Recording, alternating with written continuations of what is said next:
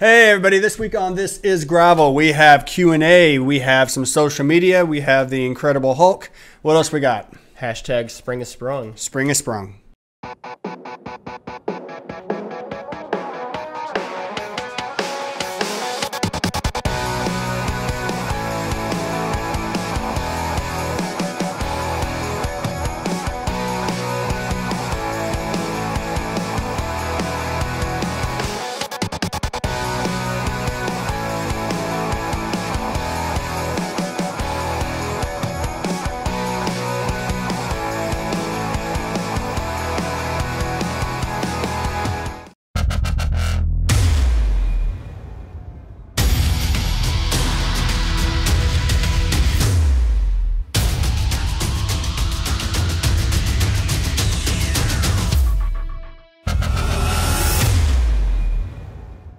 Hey, welcome to This Is Gravel. I'm Bobby Thompson. As typical, with me today is Neil Taylor. What's going on, Taylor, Bobby? you looking nice, looking snazzy, little button-up shirt. Yeah, you know, every now and then I clean up a little bit. You got anything fancy going on? Nothing fancy, just work. So, Okay. you know, popping in and out of work today. Awesome. We're still getting past a little land run hangover. Yes. We're a week away from that now. We've had nothing but rain this week, which is kind of funny, kind of ironic that land run is over and now all the rain comes. So we haven't been out too much. Yeah, I haven't been out. After land run, family and I went on a 1-week vacation, got away, and came back. Rode one day. It was nice and 72, and since then I think it has been raining every day. Yeah. And I have not been on the bike, and I'm really starting to get itchy. I think we all are. We're going to be pushed out onto pavement pretty soon just to get rides in. So, Yeah. But so today what we thought we would do, we haven't done a Q&A in a while.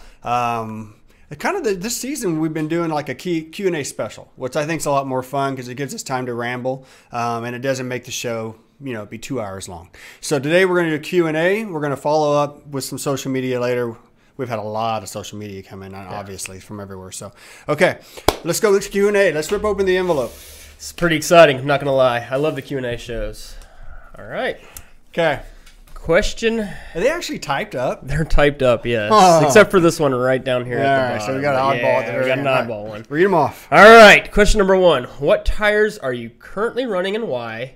And then this is a two-parter. Mm-hmm. And do you change for different races and conditions? Okay. So my whole theory on being comfortable on the bike versus leads to being fast on the bike, because if you're not comfortable in the second half of a race, you're not pedaling well or efficient. So I don't change necessarily specific for the races because what I have on my bike is comfortable. I have 40s on my bike right now. I have Maxxis Ramblers, which I am very comfortable with, set up tubeless. They ride well for me. They're comfortable for me. I had Terrain Elwoods on my bike, and I absolutely loved the Terrain Elwoods, but with the larger knobs on the sides, I switched to E-Tap this year, which you can make fun of me for doing. The battery doesn't allow for the 40 Terrains, which are actually about 42, 43, and they do allow for the 40 Ramblers. So that's why I'm running the Ramblers right now. Love them both. Right now I've got the Gravel Kings on there still, the 35s. I love them because they're fast. But I am also thinking about comfort moving forward. And so I know we've talked about the Ramblers here, putting, I think, the 38s on my single speed. And I think that's where I'm going to go after these. These got about 2,200 miles on them right now. Yeah. There's not a lot of tread left on them. And so it's about the time to change. And so I thought, this would be a good time of year. Put them on there, get a couple months in before DK, see how I like them. If I don't like them, it's a quick, easy switch back to the Gravel Kings, but I do want to try those Maxxis Ramblers out, see what kind of comfort they provide me over 100, mile stretch or so. Yeah, I just think, like I say, comfort always leads to speed in long distance rides. So, okay. All right, number 2, spring has sprung. Is that a hashtag? It sounds like a hashtag. What is the best way to come out of winter hibernation with minimal to no winter miles? Did you ride this winter? Yes. Okay. Do you normally go into a hibernation mode during winter? I have learned not to. Okay. But you have before? I have before, yes. Okay. No, absolutely. When I started riding, I put 4 miles on one January, and that was it. Okay. And February was rough. March was really rough. And it was really kind of tough to get out of that. So what I have learned over time is avoid winter hibernation if you can. I know it's tough, especially when it gets cold. And some folks I know don't like being on a trainer, but find a way to keep your legs moving. If you did go into hibernation. If you go into hibernation and you've gotten, less than 50 miles or 100 miles through those, November, December, January, February months, I'd say come out of it slow. Some folks, I think, really try to jump back out and, I was doing 50 miles, 60 miles a ride back in, October or September or even August. I can jump back out and do that. Your body's going to hurt. And not only is it going to hurt because you've pushed it to an extreme, you might hurt yourself physically because that's a lot of miles to throw on after not riding throughout the winter. How about you, Bobby? What do you do in the winters? Do you hibernate? Well, the question's not about what I do in the winter. I don't hibernate in the winter. Actually, I'm indoors a lot. I ride consistently through the winter, though. But there have been many years when I first started riding that, you would do that last ride in September, a group ride, and you're done until January, February. And what I can say now is, after years of experience in doing this is, if you did go into hibernation during the winter and you're just getting started again, hop into some group rides. Yeah. If you're hopping in group rides, it's going to make you more likely to get back out on the bike consistently. You're going to meet some new friends who are probably in the same position. You're going to ride together. You're going to take breaks together. You're going to rely on each other. If your schedule does not allow that, then just enjoy your bike. Don't jump straight back into a training for something. Just get back on and get a feel for your bike again. Fall in love with your bike again. Fall in love with the outdoors. And the miles will come. Yeah, and somewhere here, like Emporium, we don't have those group rides usually through the winter. We'll maybe sprinkle one in when we have nicer weather, but I know, you see people as the weather gets nicer coming back out for those, and group rides definitely help. It is what helped me those winters that I did hibernate, getting out and riding with friends. Sweet. All right, question number 3. How do you know if you're ready for a century versus a double century event or ride? Like, how do you know if you're good for a century ride or a double century ride, or if you're trying to make the choice between a century ride or a double? Is that go with that? Go with okay. Yeah. If you're good enough, if you're in shape enough to do 100 miles, I would say that you're going to be able to push through that double century. And what I mean by that is it's going to hurt. You're going to be sore and you're going to be saddle sore. You're going to be tired, but you could push through that. And the reason I say that is my first DK 200, I was a 12 mile per hour, 13 mile per hour group ride kind of guy. So I think I finished that. It was my first thing over 80. I did the DK 200 and I was done at 100. I sat in the chair for 45 minutes to an hour, got up and, you I had a spare jersey, free fresh to mind. So you put on your jersey, you stand there and you're mad at the world or whatever, you're mad at yourself, and you put your shoes back on, but you go out there and you just take 1 mile at a time and pedal it. It hurt the second half, but I think you can fight through that if you're in enough cardio shape to get through that first 100. If you're building up to your first 100, then chances are maybe 200 might be too much to bite off, but why not give it a shot? Yeah. I mean, it's not life threatening. Don't make it life threatening, but get out there and give it a shot. So, it's hard. You don't know until you try. Yeah, and when you talk about doing a century versus a double century, at least, I know when I did my first century, it was the DK half pint, and I thought, yeah, sure, I'm ready. The longest I'd gone at that point was 60 miles, but give it a shot, see what I can do. When it came to doing double century, I've heard from many people, and I found this out myself. That second 100, it's all mental. It's not physical anymore. You're tired. Yeah. Your legs are spinning anyway. You're inching up the hills regardless. Yeah, it doesn't matter, I think, how good you are, except for maybe that top echelon of people. Once you've gotten past 100, your body, you're physically wore out. It's going to hurt. Things are going to feel weird. I know last year at mile 180, my toes just started cramping out of nowhere. Things are going to happen, but if you can physically get through that first 100, that second 100 is the mental aspect. Yeah. Now, on the other side of it, too, I would say, especially for races like Dirty Kansas that have cutoffs, you got to make sure, obviously, that you can maintain what you need to maintain. If you're struggling, to maintain a 10-mile-an-hour average through a 100-mile race, a 200 would be probably a stretch. Agreed. All right, let's go here. Neil has moved on to single speed. He has forgotten geared bikes forever, because he is odd. Is that Bobby has raced single speed. Why and your impressions of this? All right. Let's do this one a little bit more of a speed round kind of thing. Okay, so what was that last part of the question? So Neil has moved on to single speed. Bobby has replaced his. Why and your impressions of this? Okay, why? So why the love for single speed? Simplicity. I'll be honest with you. For me on a bike, simplicity matters. That's part of the reason I like Tailwind as far as my nutrition all day. Simplicity. When it comes to riding single speed, for me, it is very simple. When I have to think too much about shifting and changing gears, it becomes a little bit difficult for me. Okay. Because sometimes I find myself completely in the wrong gear and I'm not moving at the speed I need to. And single speed has just made it simple for me. Why have you decided to, Bobby? By the way, I love it.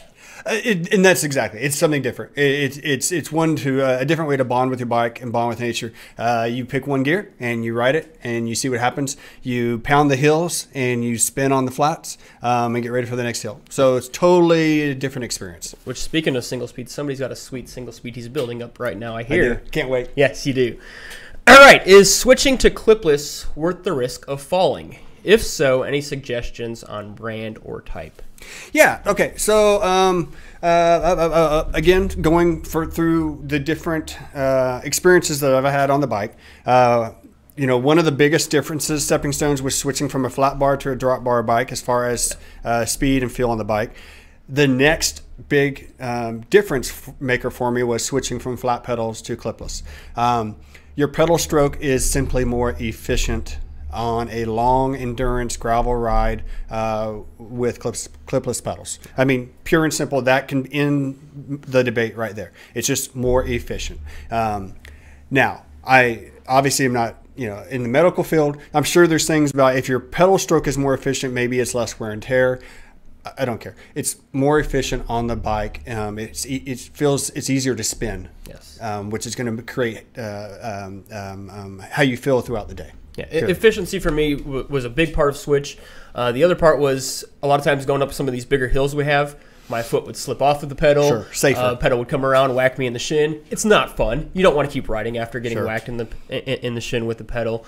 And you know what? If you fall, you fall. I've fallen. I was chasing the chase here at Land Run and jumped off, and I could not get unclipped fully. And you crashed in front of the salsa crew? Yes, totally crashed. Dude, I wish that photographer should have been on that. We actually were worried that it got in the lady's picture that was right in front of me. I was trying to jump off quick, could not get unclip, and tipped over. Right. I love that. No, that's perfect. I love that. It happens, but you know what? You bounce back up. You ride the next 25 miles or whatever. And that's the thing. You laugh it off and you move on. You laugh it off and you move on. I will say this: in most experiences, not that I've ever done it in my life, when you fall getting off the bike clipless, it's when you're at a standstill. Yes. It's not like you're racing down the road, you're going 20 miles per hour, you try to unclip and you fall over. It's standing still. You're going to get some scrapes. It's going to hurt a little bit. You may twist an ankle. I mean, heaven forbid, unless you're on the side of a cliff, don't try to unclip on the side of a cliff. So the only other time it's happened to me was at a stop sign, and usually that's where I see it. I've seen on traffic before. Group rides. I've seen many people fall over right at the stop sign, stoplight. It happens, but again, you get up, you laugh it off, and have a good time. Okay. When people DNF the DK200 or similar events, what are the most common reasons? I assume multiple flats or rear derailleur failure. That's a tough stretch of words there. I am not as worried about undertraining or inadequate hydration because I can prepare for those. What else takes people out? Have you ever failed? I have. I DNF'd the Mudgear. Why? The Mudgear's DNF was honestly because of nutrition more than anything. Time-wise, I think I was pretty good. I pulled into the 70 mile there, all muddy like everyone else. Tough first 70 miles. That was the year we had 2 checkpoints. Get into mile 70 at Madison, and I prepared miserably. I did not have any of my nutrition packed up for my wife. I got to Madison and had nothing. So she gave me a big pack of Rice Krispie bites, or not, Reese's Pieces bites, Reese's Pieces bites, the 3 gels that I had from the first leg, and water. And I made a big mistake. I probably should have gone to a gas station, maybe piled up on gas station food. But that next 50 miles... So did you get stomach sick, or did you just get tired? Bonked, yeah. Just hit a wall. Those next 50 miles to an Oasis were just tough. By the time I got to the Oasis, they were tapped because everybody was running into those same problems. and getting to Cottonwood Falls was just not going to happen in the time that I had and the speed I was going and the lack of nutrition. Year after, finished 2016, but I almost didn't because of nutritional issues. Again, you think you know your nutrition, and a lot of times we know our nutrition really well over 50 miles. So the nutrition led to bonks. The nutrition that year led to stomach sickness. Okay. That year led to me getting ill, and that's when a buddy, Philip, gave me a bottle of Tailwind on the side of the road, got me to the checkpoint. He gave me some more at the checkpoint, and that literally carried me through 100 miles. Okay. So I would say it's not training. I really, if you have a lot of flats, sure, but people will usually help you out on the side of the road. Yeah. To me, nutrition's been the biggest thing. Bobby, what about you? Okay, if you take everything back to the root cause, I honestly feel that the main reason people fail on something like the DK 200, which is more of a longer endurance event, comes back to a mental thing. Okay, and the reason I say that is, barring true health issues and barring true mechanical issues, we're all going to bonk at some point. Yeah. Okay, it's going to happen. And something with the DK is the 200 miles, because of the length of the race, there are probably multiple times that your body's going to feel like it's failing on you. Stiff, full leg cramps, arm cramps, toe cramps. There's enough people out there and enough nice people out there that if you're laying alongside the road and you're hurting and you're out of something, there's usually people offering help. Most of us, our egos are so big, me too, that we are tempted to say, no, I'm good. Got it. If you ask for something, a lot of times that one little thing, or even just that 30-second communication with that person will give you a little bit of lift. It may take you sitting there for 5 more minutes, 10 more minutes, 15 more minutes, but it's a long day. The cutoff's not till, 3 a.m. finish line? So as long as you're meeting those cutoffs, you have to change your mindset, and that becomes your goal for the day. Can I make that next checkpoint cutoff? If not, then I'll allow that to be my stopping point. And I think that's what gets a lot of us is we get in those gaps and we're like, well, I don't want to finish at this point. I don't want to finish at 1 a.m. Okay, but then that's what got you, the mental part of it. Again, severe health issues, severe mechanicals aside, I think if you give your body time, it will recover, and there's the people out there who can help you. And that's the thing I think I've seen when we come to nutrition, at least with some folks, is some folks have quit because of nutrition. 2016 was an example. Again, I was ill. I can't tell you how many folks I passed on the side of the road that were ill, that just, I'm not feeling good, nutrition's not doing well. But again, can you maybe mentally move past that and keep going? In mental training, I think is a big thing that we don't take into consideration a lot. That's part of the reason I love riding outside in the winters. The wind. The cold. I mean, if you can go out and you can ride 40 miles in a day that it's single digits here in Kansas, mentally that's preparing you for 200 miles. I agree.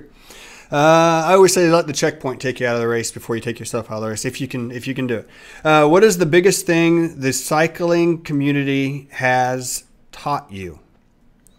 All right. Give me a summary.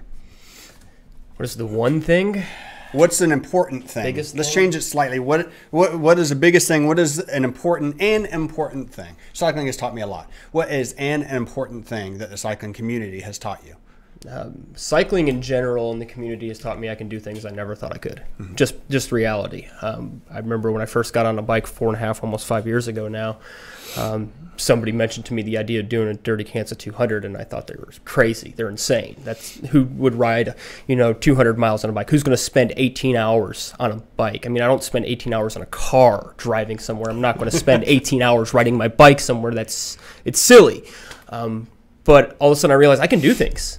And, I didn't grow up very athletic by any means, didn't play a lot of sports, and it taught me that I could do things. Now, the community as a whole, too, has taught me how to enjoy, being out there, building community, having fun, that every ride doesn't have to be about who can hit the city limit sign the fastest, but that we can hang out, build a community. Yes, Bobby's that guy, by the way, even though he's casual. But it has taught me things like that, having fun, enjoying, but also that I can push my limits and really do things I never thought possible. How about you, Bobby? At this point in time, I would say that the biggest thing the gravel cycling community has taught me, I would say it's what it does for me, and I'd say what it should do for a lot of us, and that's keep us grounded. You know, it keeps things in perspective. We all start.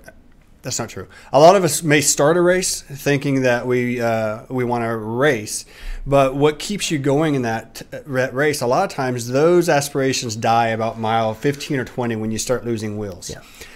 It'd be very easy mentally to just kind of stop right there because there is no race at that point. Yeah. I mean, who cares whether you come in 135th position or 219th position? The point is at that point, and with a gravel ride, is to complete the challenge and have fun and make friends doing it. And I think that the gravel community keeps you on track and keeps reminding you of that perspective. There's always new people entering who have never done these challenges before. Think about those people as you're falling back in whatever we want to call it, a gravel peloton or the gravel group. You know, think about those people. They no matter how bad you feel, they may like a riding buddy for the day.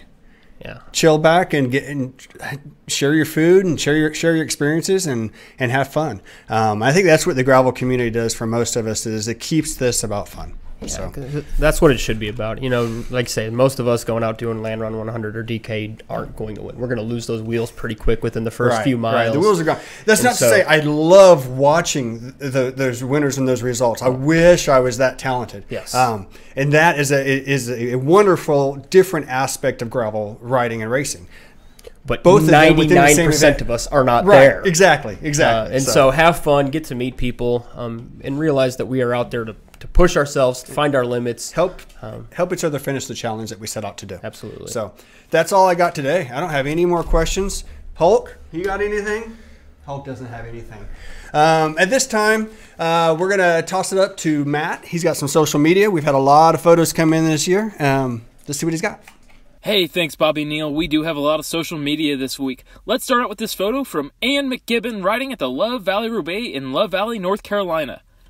Chris Sutton sent in this photo of taking a sunrise spin in Death Valley. Cindy sent this photo in riding along Lake Michigan in northern Illinois and southern Wisconsin.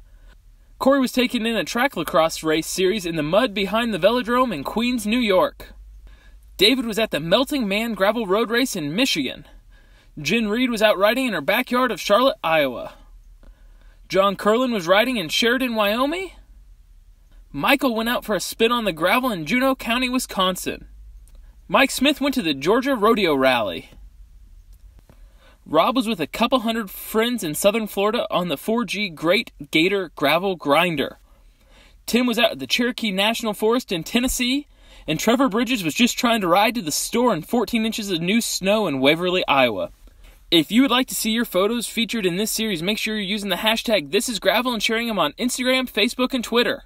Awesome, Matt. Love seeing those pictures. Again, guys, make sure that you're sending those pictures, hashtagging them with #ThisIsGravel on Instagram or Facebook. We love seeing them. Another thing, too, if you got questions, send them our way. You can send them to, of course, us at Gravel Guru, whether it be on Facebook, Instagram, Twitter, YouTube. You can send them to Bobby, the Casual Cyclist, myself at Minister of Gravel. We want to get to those questions. We'll try to answer them, of course, when you send them, but we'd love to get them on the show, especially with, race season's here. Yeah. It's coming, and so if you do have questions, we would love to pour whatever knowledge that we might have towards you to help you out with that. Bobby's got a lot more than me. All right, guys, thanks you for tuning in this week. This is Gravel. I'm Neil. Don't forget to hashtag #ThisIsGravel. This is Gravel. Thanks, everybody.